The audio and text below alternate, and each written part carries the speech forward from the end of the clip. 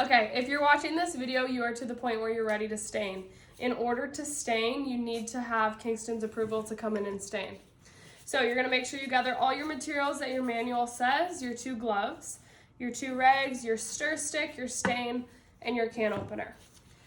So all staining needs to be completed on the table in the finish room. You're gonna work your way around the stain can. Okay, use the stir stick, make sure you stir it really well. First period students, you're always gonna wanna make sure you stir your stain because it's been sitting overnight.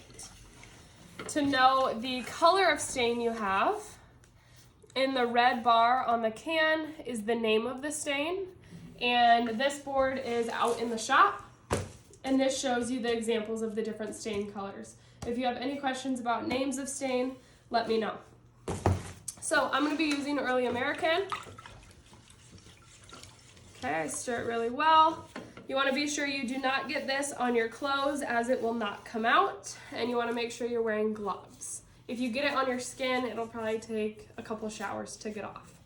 So to start staining, I want to kind of wad up a portion of my rag. I dip it into the stain, and I'm just going to apply it and rub it into the wood grain everywhere on my board. I don't want to get too much on my rag as it'll be really sloppy and messy, but I also don't want my rag to feel really dry where I'm having to put in a lot of effort. Okay, it should just glide on there and cover it.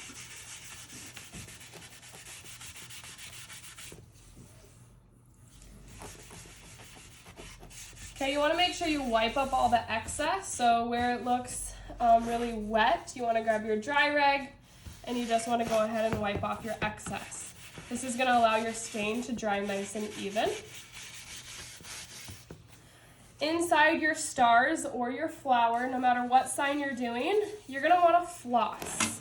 Okay, so just like you floss your teeth, you're going to want to get that rag in between and go back and forth to get those areas inside the star.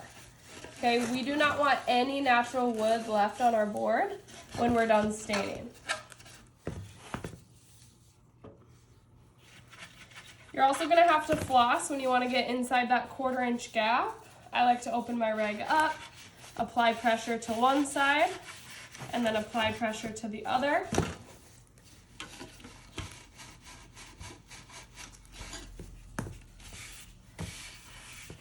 Okay, you'll keep working your way around your board. Stain is a little bit different than paint because it soaks into the wood, so you can touch it after you apply it, and your fingerprints will not be in the stain. This portion of your board is end grain, and so that's going to absorb a little bit more stain, so I like to dip my rag and go straight to the end grain and make sure it gets fully coated and there's no white specks. When you start staining in a class period, you have to finish. So staining is going to take a full class period, so you need to plan that out and be mindful that you do not start staining 15 minutes into a class period because you will run out of time and be late to your next class.